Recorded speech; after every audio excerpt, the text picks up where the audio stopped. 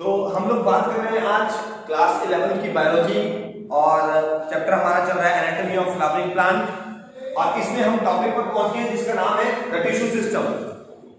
ठीक, जैसे हम इससे पहले हम बात कर रहे थे जब एनिमल की तो उसमें हम लोगों ने देखा कि उनकी जो बॉडी है, ठीक है, अलग अलग टाइप के एनिमल्स में अलग अलग टाइप की बॉडी है।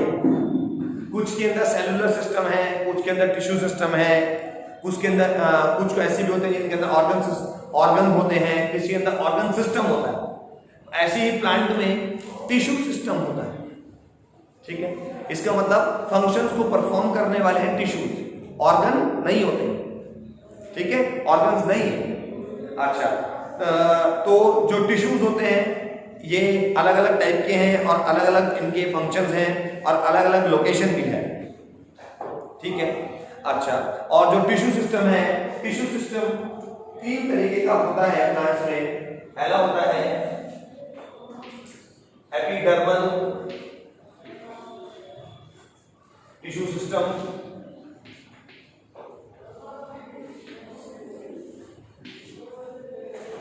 Epidermal tissue system. Number 2 ground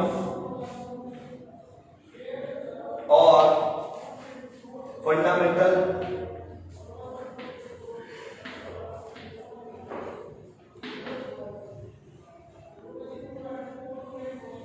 tissue system.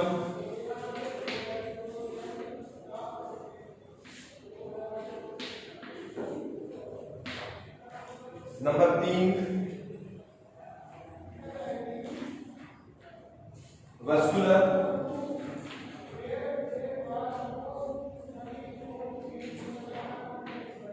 और conducting tissue system.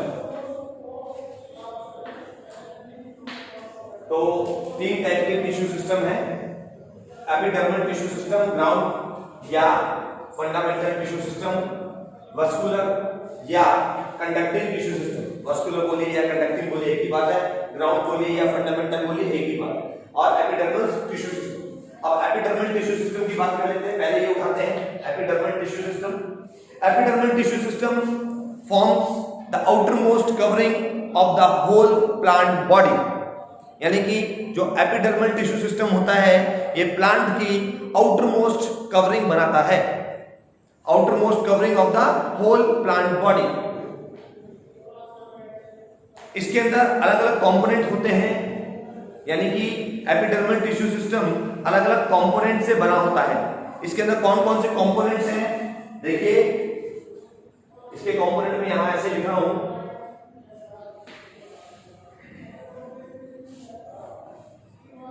Epidermal cell से बना है कंपोनेंट नंबर 1 एपिडर्मल सेल।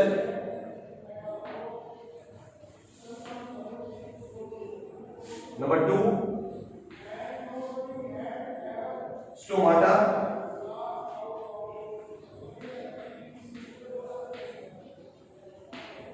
और नंबर 3 एपिडर्मल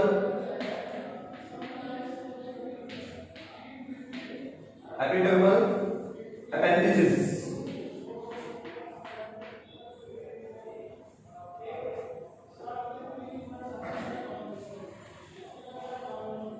एपिडर्मल अपेंडिजेस और एपिडर्मल अपेंडिजेस में बता रहे हैं कि जैसे ट्राइकोम्स और एमरजेंसीज आ जाते हैं। ठीक है, ये एपिडर्मल अपेंडिजेस में आएंगे। तो अभी पहले एपिडर्मल सेल उठाते हैं। सबसे पहले एपिडर्मल सेल की बात करते हैं। इसका मतलब हम बात कर रहे हैं टिश्यू सिस्टम में पहले सिस्टम की, जिसका नाम है एपिडर्मल टिश्यू सिस्टम। और एपिडर्मल टिश्यू सिस्टम जो है वो प्लांट की आउटर कवरिंग बनाता है। ठीक है, अच्छा, और इसमें एपिडर्मल टिश्यू सिस्टम में जो कंपोनेंट है, यानी कि ये किन किन चीजों से बना होगा, तो ये 3 चीजों से बना है, एपिडर्मल सेल से, स्टोमाटा से, एपिडर्मल अपेंडिजेस से। अब इसमें एपिडर्मल सेल्स क्या है, इसका मतलब एपिडर्मिस क्या है। अब पहले उठाते हैं एपिडर्मिस को या एपिडर्मल सेल को। Where is duster? Thank you.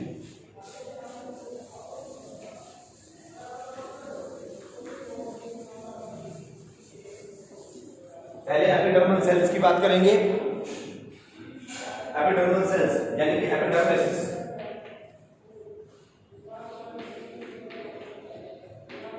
Epidermis ये ग्रीक लैंग्वेज के, ग्रीक भाषा के एपी वर्ड से निकल के आया है, EPI, जिसका इंग्लिश में मतलब होता है अपॉन,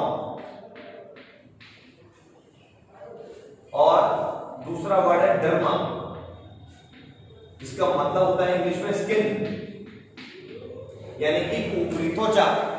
और एपिडर्मिस टिश्यू सिस्टम प्रेजेंट भी कहां है? Outer covering of the plant, whole body of the plant. ठीक है, तो अब इसमें बने हुए ये एपिडर्मिस सिस्टम बना हुआ है एपिडर्मल सेल से। तो एपिडर्मल सेल्स में हम पढ़ रहे हैं कि इसका मतलब क्या है। ग्रीक लैंग्वेज में ये निकल गया है एपिडर्मा। एपी का मतलब वो अपॉन और स्किन, ऊपरी त्वचा। ठीक है, इसका मतलब यही। इसको एक बार डिफाइन कर लेते हैं। एपिडर्मिस क्या है? It is the outermost layer of the main plant body. It is the outermost layer of the main plant body. किस तरीके का इनका स्ट्रक्चर होता है एपिडर्मल सेल्स का? तो देखिए, the epidermal cells are elongated. Epidermal cells are elongated and compactly arranged to form a continuous layer. This layer is interrupted by stomata.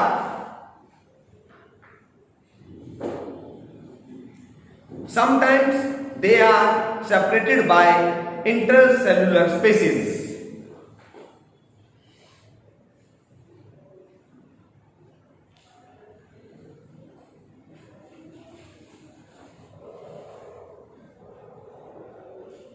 अब एपिडर्मिस, ये तो हो गया इनके सेल के बारे में कि बता रहा है कि जो एपिडर्मिस है ये एपिडर्मल सेल से बने हुए हैं और ये इलोंगेटेड होते हैं और कॉम्पैक्टली अरेंज होते हैं।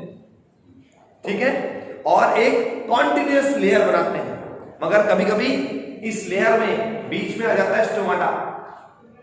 ठीक है, अच्छा, उसके बाद बोलते हैं कि it is usually single layered, यानी एपिडर्मिस क्या होते हैं? It is usually single layered, but it is also multi layered in the aerial roots.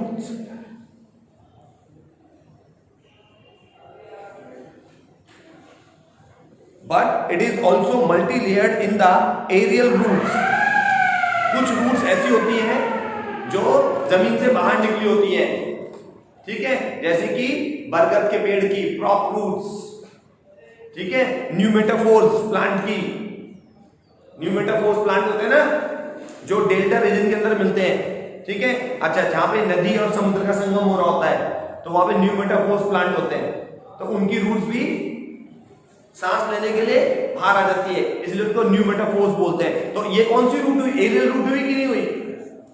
ठीक है, अच्छा, और भी कुछ क्लाइंबिंग प्लांट ट्रीज होते हैं।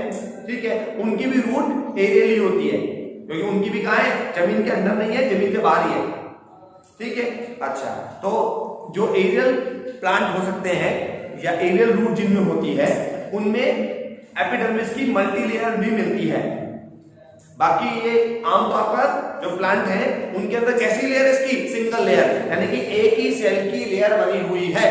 सिंगल लेयर का मतलब ये होता है कि सेल्स की सिंगल लेयर। ये सेल्स है तो कैसी लेयर है? बस ये इस शेप के सेल्स हैं तो इस शेप की एक ही लेयर। और मल्टी लेयर का मतलब है ऐसी सेल्स दोबारा रिपीट हो रहे हैं इसी शेप के, शेप सेम होनी चाहिए but same shape same feature वाले, ऐसा भी हो सकता है। तो ये मल्टी लेयर भी हो सकते हैं बट एरियल रूट्स के अंदर। ठीक है, चलिए खैर, अब इनके बारे में बाद में बात करते हैं, एपिडर्मिस के बारे में, इसको कंटिन्यू करेंगे। ठीक है, चलिए, थैंक यू।